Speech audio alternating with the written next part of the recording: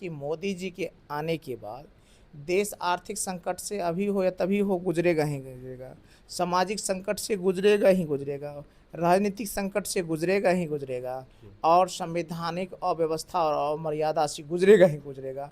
तो ये एक नौटंकी का दौर चल रहा है। नौटंकी कर रहे हैं, ये मुख्यमंत्री नौटंकी नौटंकी कर रहे हैं। ये बीजेपी और मोदी जी को मानने वाले लोगों का नौटंकी का दौर चल रहा है। हम कहाँ विदेश जाएंगे भैया, ये तो मोदी जी जा रहे हैं विदेश।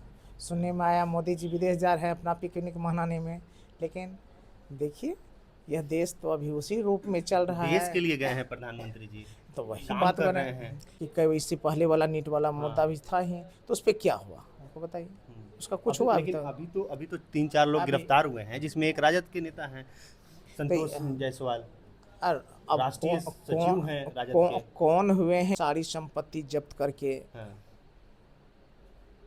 और ऐसे व्यक्ति को आजीवन कारावास कर देना चाहिए। हाँ। देश के प्रधानमंत्री आते हैं और नागरिकों से कहते हैं कि बड़ा अपील करते हैं कि आप लोग अब पेट्रोल डीजल कम यूज़ कीजिए, सोना 1 साल तक नहीं खरीदना है, घर का तेल भी जो है कम यूज़ करना है। लेकिन पहले से ही हमारे साथ जो विधायक जी बैठे हैं, ये पहले से अपने ज़िंदगी में उसी तरीके का जो दिनचर्या कहा जाता है उस तरीके से था इनका। हमेशा से आपने वीडियो देखा होगा, ये ऑटो से चलते हैं, हवाई चप्पल पहनते हैं, और वो चीज़ें आजकल देश में देखने को मिल रहा है। हालांकि देश पे संकट कहा जा रहा है कि अभी देश में संकट आ चुका है, ऐसी स्थिति बन चुकी है कि मंत्री हों या फिर मुख्यमंत्री हों, सभी लोग पैदल चलने पे मजबूर हैं। देश की ऐसी स्थिति हो गई है। इन सारे मुद्दे पे बात करने के लिए हमारे साथ राजद के विधायक गौतम कृष्ण जी हैं। क्या कहेंगे सर, जिस तरीके से देश में स्थिति बनी हुई है, मोदी जी को आकर, देश के प्रधानमंत्री को आकर अपील करना पड़ रहा है कि अब तेल कम यूज़ कीजिए, तेल का दाम बढ़ते जा रहा है, इस पे क्या कहेंगे आप? देश आर्थिक संकट से गुजर रहा है, ये लोग कहता नहीं है, घुमा के कह रहा है। जी।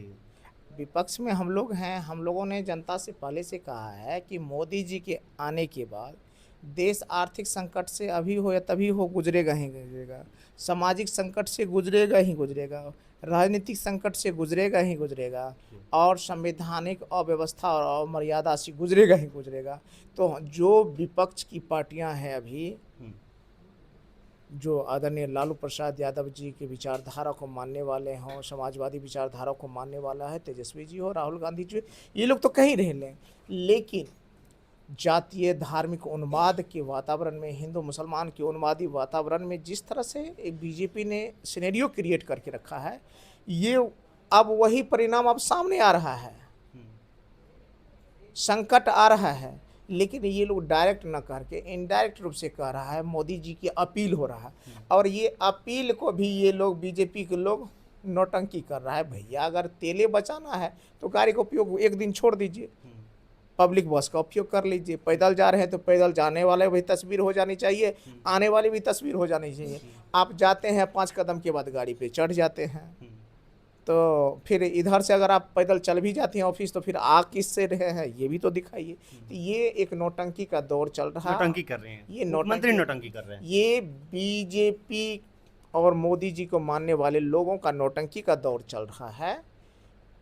अगर मानना ही है तो मानिए, पूरी तरह से बात मानिए, एक दिन छोड़ दीजिए, सब कुछ करिए, लेकिन एक बात ये भी ध्यान देना होगा कि हम छोड़ दें, लेकिन हमारे आने जाने की वजह से समय की जो बर्बादी हो रही है, इस बर्बादी में गरीब गुरबा कमज़ोर वंचितों का जो बहुत बड़ा कोई मुद्दा हो, इशू है, अगर वह छूट रहा है तो आपका तेल महत्वपूर्ण नहीं होता है, वो मुद्दा महत्वपूर्ण हो जाता है। तो इन चीज़ों का भी ध्यान रखना अच्छा, होगा। विपक्ष कह रहे हैं, आप लोग ही खुद कह रहे हैं कि देश संकट में चल रहा है, देश में संकट आने वाला है। क्या सच में ऐसे दृश्य होंगे? एक संकट का परिणाम है मोदी जी का अपील, आप ये संकट का निशानी देख रहे हैं। दूसरा ये है कि राजनीतिक संकट में हम लोग संवैधानिक संकट कहते हैं, और यह संकट इसलिए है कि जो संवैधानिक संस्थानें था, जिस रूप में स्वतंत्रता के साथ काम करने वाली संस्थाएं थी, चाहे चुनाव आयोग हो या अन्य संस्थानें हो, आज उस रूप में काम नहीं करी है। ये बीजेपी के तोता के तरह काम करती है। इस संकट के बारे में सर तो बात संकट, ये संकट नहीं है अच्छा, ये क्या? भी संकट। ये संकट नहीं है भैया। संविधान अगर संकट में आ जाए तो सब कुछ ही संकट न हो जाएगा। तो इसलिए कहते हैं, हाँ हाँ बोलिए। बोलिए। तो इसलिए कहे कि आज देश जो संवैधानिक व्यवस्थाएं और मर्यादा के अनुसार काम करती थी, आज वो बीजेपी के अनुसार काम करती है, उनके तोता के अनुसार काम करती है। जो लोकतांत्रिक मर्यादा होनी चाहिए, जो चुनाव आयोग के तौर तरीके होना चाहिए, वो निष्पक्षता के आधार पर होना चाहिए, वो चीज़ नहीं हो रहा है। इसलिए यह देश एक एक संकट के दौर से गुजर रहा है। इसलिए मैं कहूँगा वक्त होते अब सबको सचेत होने की ज़रूरत होगी। जब तक ये सचेत नहीं होंगे तब तक यह देश इस बीजेपी रूपी अंग्रेज से मुक्ति नहीं मिलेगी। चलिए सर, अब छुट्टियों का दौर चल रहा है और देश के प्रधानमंत्री मना कर दिए हैं विदेश यात्रा नहीं करना है, तो आप तो कहीं जा नहीं रहे ना विदेश विदेश कहीं? हम कहाँ विदेश जाएंगे भैया, ये तो मोदी जी जा रहे हैं विदेश। सुनने में आया मोदी जी विदेश जा रहे हैं अपना पिकनिक मनाने में। लेकिन देखिए यह देश तो अभी उसी रूप में चल रहा देश है। के लिए गए हैं प्रधानमंत्री जी, तो वही काम बात कर कर रहे रहे हैं। हैं। अगर वो खुद को देश के लिए काम करने के लिए विदेश जा रहे हैं, तो अगर मंत्री जी ही ऑफिस जा रहे हैं तो किसके लिए जा रहे हैं? वो भी तो अपने जनता के लिए काम के जाना है। तो फिर रोक अपील करके रोक क्यों रहे हैं उनको? वो भी तो जनता के लिए ही जा रहे हैं। मुद्दा ये नहीं, मुद्दा है कि वास्तविक मुद्दाओं से किसी तरह भटका दो लोगों को। वास्तविक मुद्दा है यहाँ क्या? यहाँ बेरोजगारी का मुद्दा है। वास्तविक मुद्दा है यहाँ भ्रष्टाचार का मुद्दा। वास्तविक मुद्दा है विकास का मुद्दा। वास्तविक मुद्दा है देश की सुरक्षा का मुद्दा। वास्तविक मुद्दा है हमारे कल कारखाने को लगाने का मुद्दा। वास्तविक मुद्दा है सार्वजनिक संपत्तियों को बचाने का मुद्दा। वास्तविक मुद्दा है विदेश नीति को मजबूत और बेहतर बना कर रखने का मुद्दा है। तो यहाँ है कि वास्तविक मुद्दों से पूरी तरह से भटका दो, उलूल जुलूल चीज़ों में लगा करके उनके डिबेट को फंसा दो, अच्छा, ताकि लोग उधर सोचें ना इधर। तो भ्रष्टाचार की आप बात कर रहे हैं सर, नीट वाला मामला जो चल रहा है, पेपर लीक हो जा रहा है, बच्चों का सालों साल ऐसे बर्बाद हो रहा है। ये कोई नया मुद्दा तो है नहीं। हाँ। कई बार आपने देखा होगा, इससे पहले भी देखा होगा कि कई इससे पहले वाला नीट वाला मुद्दा भी था ही। तो उस पर क्या हुआ हमको बताइए? उसका कुछ हुआ? लेकिन अभी तो 3-4 लोग गिरफ्तार हुए हैं, जिसमें एक राजद के नेता हैं संतोष जायसवाल, और अब राष्ट्रीय सचिव हैं राजद के। कौन हुए हैं ये नहीं हुए हैं ये मैं नहीं कह रहा हूँ। अपराधी का कोई चरित्र नहीं होता है, भ्रष्टाचारियों का कोई चरित्र और जाति नहीं होता है। अगर कोई अपराध करने वाला व्यक्ति हो तो वो अलग बात है। लेकिन एक बात मैं यही कहूँगा कि भ्रष्टाचार, पेपर लीक, ये तो आमतौर पे हो ही रहा है बिहार में। अभी हुआ है, यह प्रमाण दे रहा है।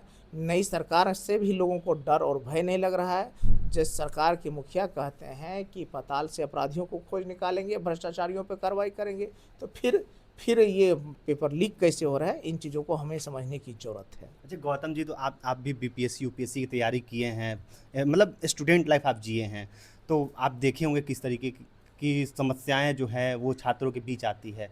तो अभी नीट पेपर जैसे ये जो हो रहे हैं, लीक हो जा रहे हैं और बच्चों की ज़िंदगी बर्बाद हो रही है, अगर एक दिन के लिए मुख्यमंत्री बना दिया जाए बिहार का, या देश में अगर कुछ बढ़िया वैसा पोजीशन आपको मिल जाता है, शिक्षा मंत्रालय मिल जाता है, तो क्या उन जो नीट पेपर लीक करते हैं उनको क्या आप सज़ा देंगे?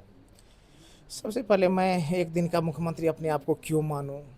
मैं तो कहता हूँ क्या सज़ा उनको मिलना चाहिए? तेजस्वी यादव जी को मुख्यमंत्री बना दीजिए। फिर देखिए, आपने देखा होगा कि तेजस्वी यादव जी जब तक रहे कितना बेहतर काम किए, जब तक पार्टी के साथ गठबंधन में काम किए। और मैं कहूँगा देखिए, भ्रष्टाचारियों पर, पेपर लीक करने वालों पर, हत्या जैसे अपराध करने वाले लोगों पर इतनी कठोर कार्रवाई होनी चाहिए कि दूसरा व्यक्ति दहशत में रहे। लेकिन यहाँ होता क्या है कि जो हमारा तौर तरीका है, जो इससे अपराधियों के अंदर का जो खौफ है वो खौफ ख़त्म हो गया है। तो इसलिए हम कहेंगे कि कठोर कार्रवाई हो, पारदर्शिता हो, कहीं भी कोई ऐसा संभावना न बची रहे ताकि कहीं से भी कोई अपराध कर सके या पेपर लीक करने जैसा घटना घट सके। तो इन लोगों पे सचेत रहने की ज़रूरत है और गलती करने पर उसको कोई भी हो उसको बचाने के बदले हम लोग उसको कठोर कार्रवाई करने पे सरकार को रहना पड़ेगा मुस्तैद। जो लोग ऐसे काम कर रहे हैं उनको क्या सज़ा देना चाहिए? सज़ा आप बताइए, क्या देना चाहिए? सज़ा तो मैं तो यही कहता हूँ, जो इस तरह के संलिप्त आदमी हो उसकी सारी संपत्ति जब्त करके और ऐसे व्यक्ति को आजीवन कारावास कर देना चाहिए। और इससे भी जघन होता है तो उसको फांसी तो अब कोई सल्यूशन नहीं बचा, लेकिन आजीवन कारावास ऐसे लोगों को मिलना चाहिए। लोगों को दे देना चाहिए जो छात्रों का जीवन बर्बाद कर रहे हैं। क्योंकि आप देखेंगे मुसल्लमपुर हाट हो, पटना सिटी हो, कहीं भी हो, आप जाके देखेंगे छोटे छोटे से कमरे में, इसमें मैं किसी जात धर्म की बात नहीं करूँगा, हर जात धर्म के बच्चे अपने माता पिता के मेहनत मजदूरी के पैसा से उसमें रहते हैं, साधारण भोजन करके, गरीबी में जी करके हमेशा एक सपना देखते हैं कि मैं एग्ज़ाम के माध्यम से, निष्पक्ष एग्ज़ाम के माध्यम से मैं जॉब करूंगा, परिवार की आर्थिक स्थिति को सुधार करूंगा, माता पिता का नाम रोशन करूंगा। लेकिन करते करते जब वर्षों बीत जाने के बाद जब परीक्षा देने का मौका मिलता है और आता है परीक्षा दे करके, तो बाद में पता चलता है वो पेपर लीक हो गया था, पेपर बेचे गए थे, हज़ारों बच्चे सेटिंग के माध्यम से जा रहे हैं। तो आपको लगेगा कि आत्महत्या कर लें, मैं सच कह रहा हूँ, लगेगा आपका सारा सपना टूट गया है, लूट गया है। तो इसलिए मैं कहता हूँ कि ऐसे अपराध करने वाले को आजीवन कारावास कम से कम मिलना चाहिए और सारी संपत्ति जब्त हो जानी चाहिए। चलिए, देश में प्रधानमंत्री अपील करते हैं, उसके बाद नौटंकी शुरू हो गया। इस तरीके से आरजेडी विधायक गौतम कृष्ण जी बता रहे हैं कि नौटंकी हो रहा है।